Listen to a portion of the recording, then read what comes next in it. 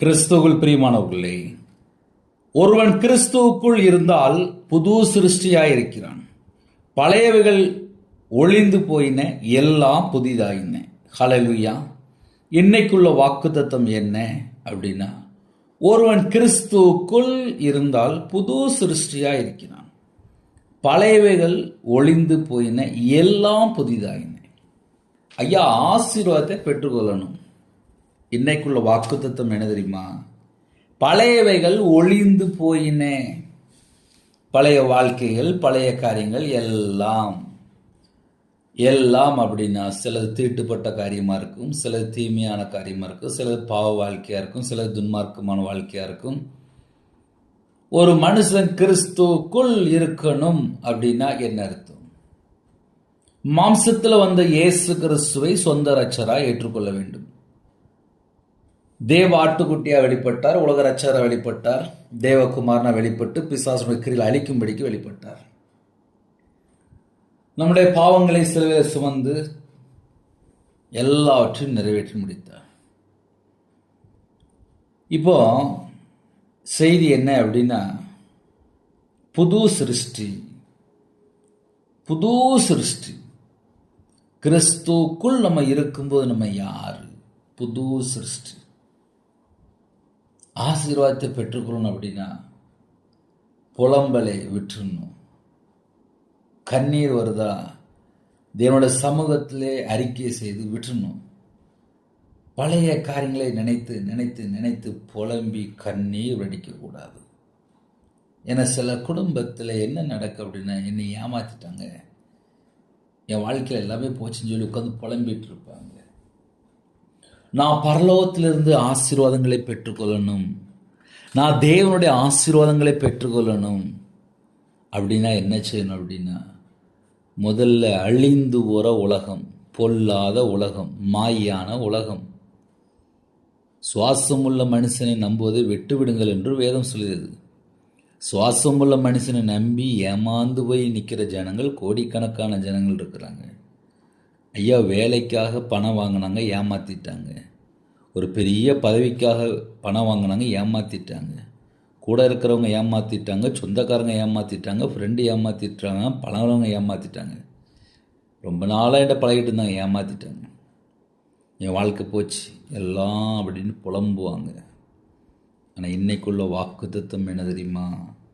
மனுஷன் தெரிகிற வாக்குத்தத்தம் கிடையாது. உங்கள் கூட இன்னைக்கு பேசுகிறாரா? அது தேவனுடைய வார்த்தை. பழையவைகள் ஒளிந்து போயின, எல்லாம் புதிதாயின.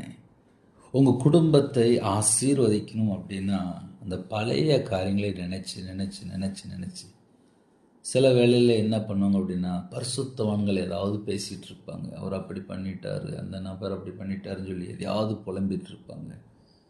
எதுவுமே புலம்ப வேண்டாம். நல்ல நேரம் இருக்கா, நல்ல கையில் பைபிள் எடுங்க, நல்ல சவுண்டாக உட்காந்து வாசிங்க. ஆவிக்குரிய வாழ்க்கையில் பல மடங்கு வளரலாம். அழிந்து போகிற உலகம் கேடான உலகமாக இருக்குது. எங்கே பார்த்தாலும் ஆபத்து நிரம்பி இருக்கு. இப்படிப்பட்ட நம்ம காலத்துக்குள்ளே தான் போயிட்டுருக்குறோம். ஆனால் கர்த்தர் சொல்கிறார், புது சிருஷ்டி, பழையவைகள் எல்லாம் ஒளிந்து போயின. இந்த கிஃப்ட் நமக்கு வேணும் அப்படின்னா, நான் இயேசு கிறிஸ்துவுக்குள் இருக்கணும். அதுக்கு நம்ம என்ன செய்யணும்? இயேசு கிறிஸ்து ரத்தத்தினால கழுவப்பட்டு நம்மளை நீதிமானா மாற்றியிருக்கிறார், பரிசுத்தவானா மாற்றியிருக்கிறார், ராஜாக்களும் ஆசாரியருமாக நம்மளை மாற்றியிருக்கிறார், தேவனுடைய பிள்ளையாக மாற்றியிருக்கிறார், வெளிச்சத்தின் பிள்ளையாக மாற்றியிருக்கிறார். விசுவாசிகள் எத்தனையோ பேர் நமக்கு இருக்கு. தேவனுக்கு பிரியமானபடி ஒரு மனுஷன் வாழணும் அப்படின்னா இடைவிடாமல் விழித்திருந்து ஜெபிக்கணுமா? கர்த்தருடைய வேதத்தில் பிரியமாயிருக்கிற மனுஷன், இரவும் பகலும் பிரியமாயிருக்கிற மனுஷன், வேதத்தை தியானிக்கிற மனுஷன் பாக்கியவான். கர்த்தருடைய வேதத்தை தியானிக்கிற மனுஷன் பாக்கியவான். பழையவைகள் எல்லாம் ஒளிந்து போயின அப்படின்னாலே பழைய காரியங்களை யோசிக்காமல் மறுபடியும் புதிய வாழ்க்கைக்குள்ளே புது அபிஷேகம் பெற்றுக்கொள்ளணும். எனக்கு தேவன் எல்லா காரியத்திலும் ஆசீர்வதிக்கணும்னு சொல்லி நம்ம ஆசைப்படுறோம். நம்முடைய சிந்தனை புதுசாயிட்டா, நம்ம பார்க்குற பார்வை தெளிவாக இருக்கா, நம்ம இருதயம் பழைய காரியங்களை யோசிக்கா, இல்லை பழைய நினைவு உள்ள இருக்கா, இதை கண்டுபிடிச்சா மட்டும்தான் ஸ்பிரிச்சுவல் growth, ஆவிக்குரிய ஆசீர்வாதம், இன்னைக்குள்ள வாக்குத்தத்தம் நம்முடைய வாழ்க்கையில் நிறைவேறணும். அப்படின்னா நான் இயேசு கிறிஸ்துவுக்குள்ளே வந்துடணும். வேண்டாம், பழைய காரியங்களாக வேண்டாம்.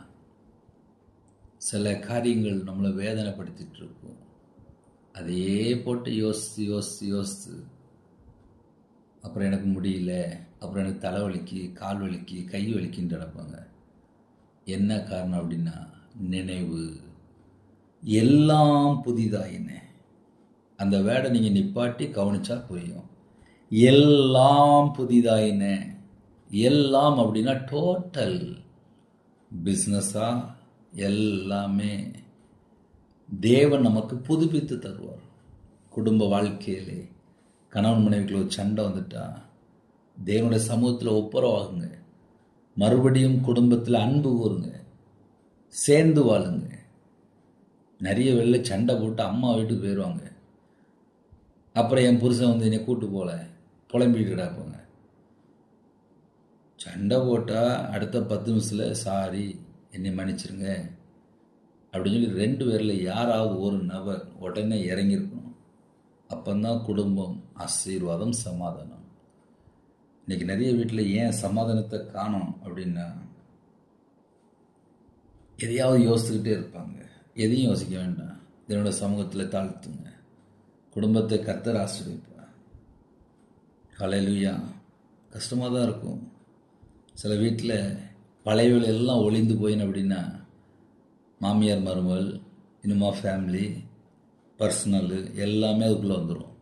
வாழ்க்கை ஃபுல்லாகவே உள்ளே வரும். ஒரு மனுஷன் புது சிருஷ்டி அப்படின்னா அன்பு கூறுகிற சுபாவம் இருக்கணும், அன்பு கூறுகிற காரியங்கள் இருக்கணும். பொல்லாத மனுஷனாக இருக்கு, ஆனால் விலகி போயிருங்க, முடிஞ்சு போச்சு. ஆசீர்வாதத்தை பெற்றுக்கொள்ளணும். நம்ம குடும்பம் ஆசீர்வதிக்கப்படணும். குடும்பத்துக்குள்ளே நன்மையை பெற்றுக்கொள்ளணும். அதுக்கு நான் கிறிஸ்துவுக்குள்ளே இருக்கணும், புது சிருஷ்டியாக இருக்கணும். பழைய காரியங்கள் எல்லாம் ஒளிந்து போயினேன். அதனால் இன்னைக்குள்ள வாக்குத்தத்தம், பழசை யோசிக்காமல் புதிய ஸ்டெப், வாசல் திறந்தருவார். ஹல்லேலூயா. ஜெபிப்போமா? புதிய நாளுக்காக கண்களை மூடி நாம் ஜெபம் செய்வோம். கிருபை மகிமை அந்த பரிசுத்தமுள்ள நல்ல பிதாவே, நன்றியோடு துதிக்கிறோம்ப்பா. இந்த நாளை கணக்கு கிருபைக்காக 1000 மடங்கு நமக்கு நன்றி செலுத்திடுவோம்ப்பா. இந்த நாளிலும் யாரெல்லாம் இணைந்துக்காங்களோ எல்லாரையுமே உங்களுடைய பாதத்தில் அர்ப்பணிக்கிறோம்ப்பா. சிறுபிள்ளைகள் முதல் கொண்டு முதியோர் வரை எல்லாரையும் உங்களுடைய பாதத்தில் அர்ப்பணிக்கிறோம். பிதா குமாரன் பரிசுத்த நாமத்தில் முத்திரை கொடுங்கப்பா. புதிய நாளின் புது அபிஷேகத்தில் நிரப்புங்கப்பா. உங்களுடைய வல்லமையால் நிரப்புங்கப்பா. அக்னி அபிஷேகத்தில் நிரப்புங்கப்பா. வானம் திறந்து, பலன்களை திறந்து, பண்டசாலை திறந்து பிள்ளைகளை ஆசீர்வதிங்க. கையின் கீழே ஆசீர்வதிங்க. அப்பத்தின் தண்ணி ஆசீர்வதிங்க. சிரசு மேல் ஆசீர்வாதத்தை வைங்கப்பா. எல்லா குடும்பத்துக்கு அத்தர் வேலடைத்து ஆசீர்வதிங்க. உங்கள் நாமே விடட்டும். வேதத்தை தியானிக்க கற்றுக்கொள்ள அதன்படி வாழ கத்த கிருபை செய்யுங்க. வெளியில் புறப்படுறாங்க, முன்னும் பின்னுமா தேவ தூதரை நிப்பாட்டுங்க. எல்லா குடும்பமும் இயேசு கிறிஸ்துவின் நாமத்தினாலே, இயேசு கிறிஸ்துவின் ரத்தத்தினாலே ஆசீர்வதிக்கப்படட்டும். எல்லாரையும் ஆசீர்வதிச்சுங்கப்பா. உமக்கு பிரியமானபடி நாங்கள் வாழணும். கர்த்தர் கூட இருந்து ஆசீர்வதிங்க. உங்கள் கரத்தில் அர்ப்பணிக்கிறோம். கர்த்தர் பொருட்படுத்துங்க. துதி கன மகிமை எல்லாம் கர்த்தரா இயேசு கிறிஸ்து ராஜா ஒருவருக்கே செலுத்துவோம். இயேசு கிறிஸ்து பிதாவே ஆமென். தேவனுக்கு மகிமை உண்டாவதாக. God bless you.